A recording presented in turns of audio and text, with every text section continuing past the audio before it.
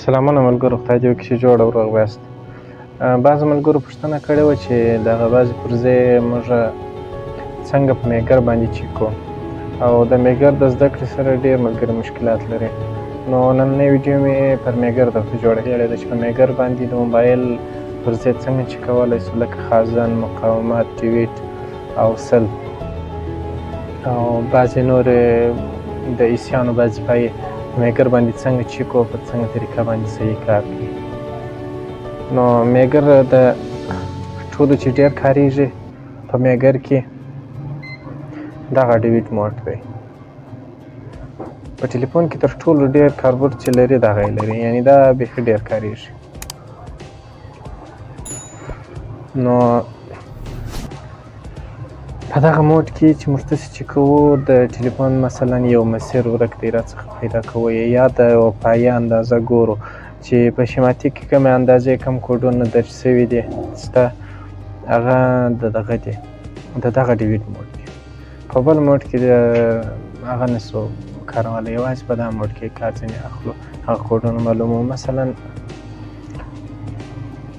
د ټلیفون د سکرین د جیک پایې ګورو، هغه چې ګورو هم په دغه موډ کې وي چې که وګورو بیا هره پایه، ولې دا موډ چې دی هم چسپ دی هم دقیقه دی. او د دې موډ چې څونې شاټۍ ته نږدې کېږي هغه صفرو ته نږدې کېږي، که پر شاټ یې ګوره ټوله صفرونه دي. دغه یو چې هم ښیي هغه د دغه لینو د مسیر په وجه باندې ښیي، کنې باید ټوله صفرونه وایي.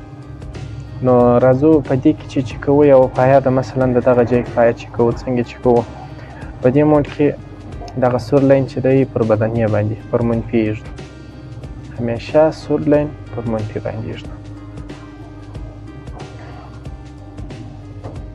مثلا دلته پر منفي باندې ایږدو چې هره پایه چې کوو، ګوره مثلا دغه منفي پایه ده، منفي پایه ده، ګوره صفرونه یې ښیي. اما دا چې د مثبت پایه ده، څو دی عدد یې 591، دا پایه جوړه ده. که چیرې دا پایه شاټ وي، د دغه ټلیفون او وي پي سي هغه پاسې سي جوړته وایي، بیا هغه شاټ ته سوځېدلې ده. د هر ټلیفون دی چې تر دغه عدد ډېر وي، مثلا بغیر د 21 22 23 الټرا ټلیفونانو اس یا نوټ چې دی د 20 مخ په اخوا لوړ، په 10 په 9 په 2 کې هم په اس ټلیفونانو کې اکثریت دا عدد ډېر لوړ دی. په دې خاطر لوړ دی چې هغه مقاومت یې ډېر سي. هغه ټلیفونان چې هغه 2 تخته لري، که مو لیدلي یا 2 تختونه چې پرله سربېره دي، په هغه تختو کې بیا دا اندازه ډېره ښیي. په دې خاطر د هغې ویسیانو مقاومت ډېر دی، او د اکثرو د هغه او وي پي سي چې ده د 2 تختو په مابینځ کې ده، نو لاسرسی ډېر نه ورته کېږي هغه ته، مقاومت یې ځینې ډېر کړی دی چې ونه سوځېږي. نو د دغه ټلیفونان دی چې دی بس د 500 څخه نیولې څو تر 600 6,500 پورې دغه یې عدد دی. که تر دې لوړ سي بیا د او وي پي په حصې کې مشکل شته. دلته او وي پي حصې پر 2 رقمه خرابېږي، یو د شاټۍ په وجه خرابېږي چې چارجر ور وتړې چارجر مړ کړي، او یو د دغه په وجه خرابېږي چې دا حصې کار پرېږدي. مثلا د دې ټلیفون دغه او وي پي حصې ده، دا قطع سي، دغه مسیر د دې خوا څخه قطع سي، په دې وجه باندې بیا د اندازه ډېره ښیي. او که لږ وتر د خپل مسیر، بیا دا اندازه شاټ ده. که صفرو خوا ته چې څونې نږدې کېږي بیا هغه شاټ وي.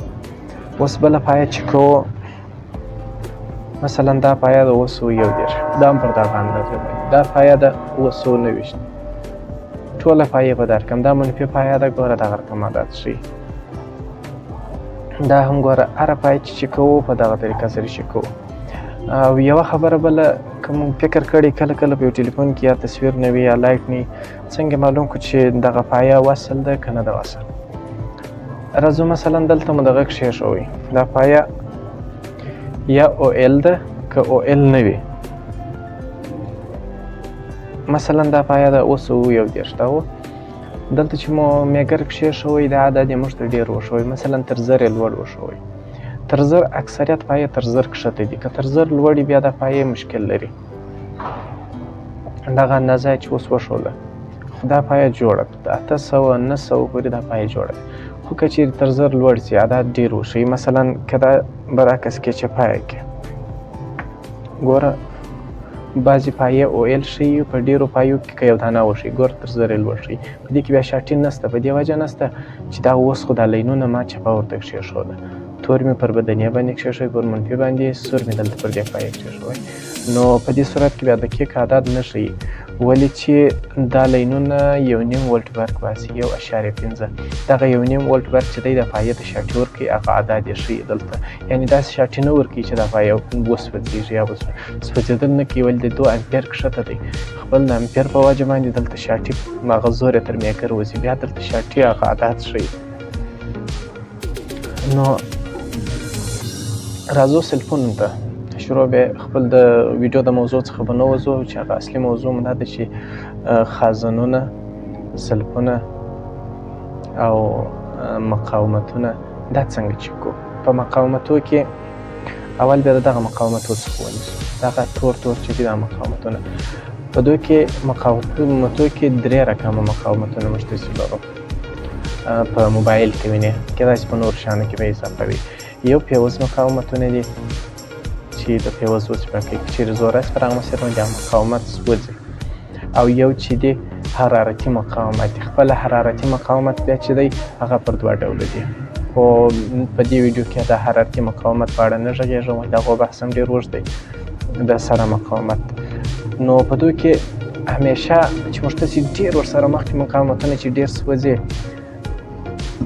د USB په مسیر کې ډېر سوځي. لکه دا ټلیفون د دغه 2 دی د USB ده، چې ټلیفون په هغه سره په زنګ چاچېږي چې کله دا 2 مقاومت وسوځېږي. دا په دې وجه باندې سوځي چې دلته یو پر دغه ځای باندې، یو پر دا ځای باندې زینر ډیویډ دی. هغه کوچني تور ډیویډان که مو لیدلي، زه به وګورم که مې یو بل ځای ولیدی درته دې په نقشه کړمه چې دغه رقم ډیویډ.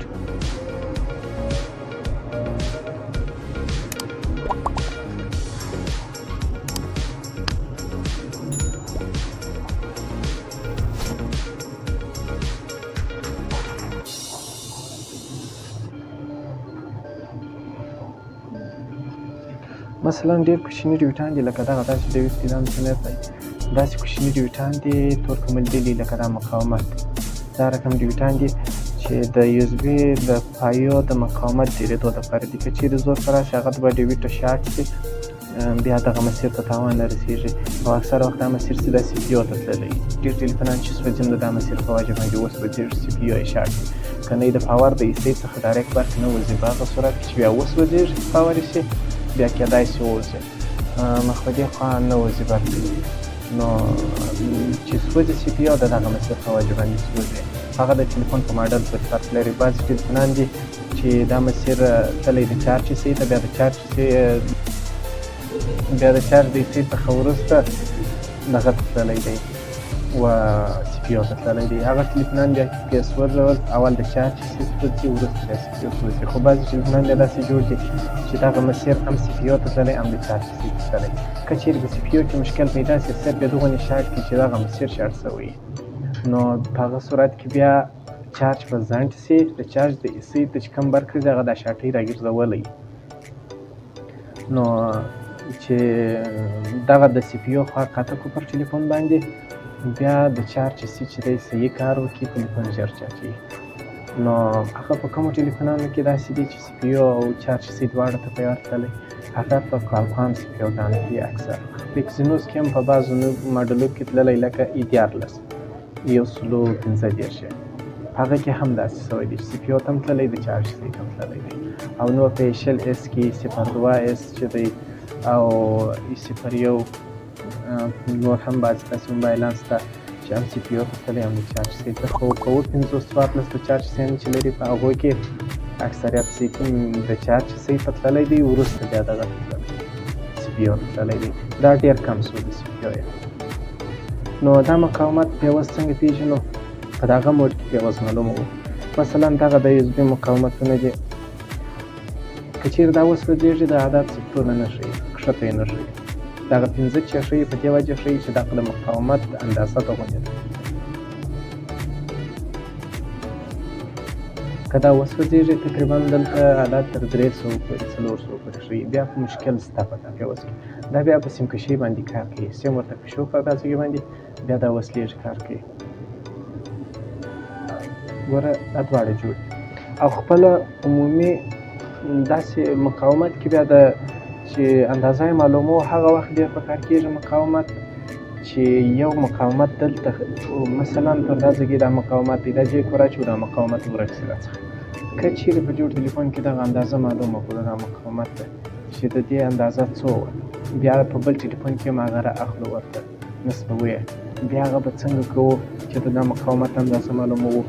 بیا دلته راځو د دغه موډل استفاده کوو دغه مقاومت بیا دلته څنګه عدد معلوموو د مقاومت ته مثلا داسې چې کوم عدد یې دلته مشخص ته راکړه بیا ګورو په بل ټلیفون کې په بل تخت کې پسې ګورو په دا مقاومت پسې هغه اندازه باندې پیدا کوو راوړو یې درته په دا طریقه سره مقاومت معلومیږي او پیوس چې دی هم په دغه موډ کې معلومیږي.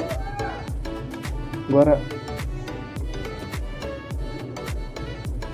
داسې ښیي په دې موډ کې بهترینه دغه چې دی د پیوس د چې معلوموی پیوس مقاومت هغه دغه د ډي وي په موډ کې معلومیږي. او راځو سلفونو ته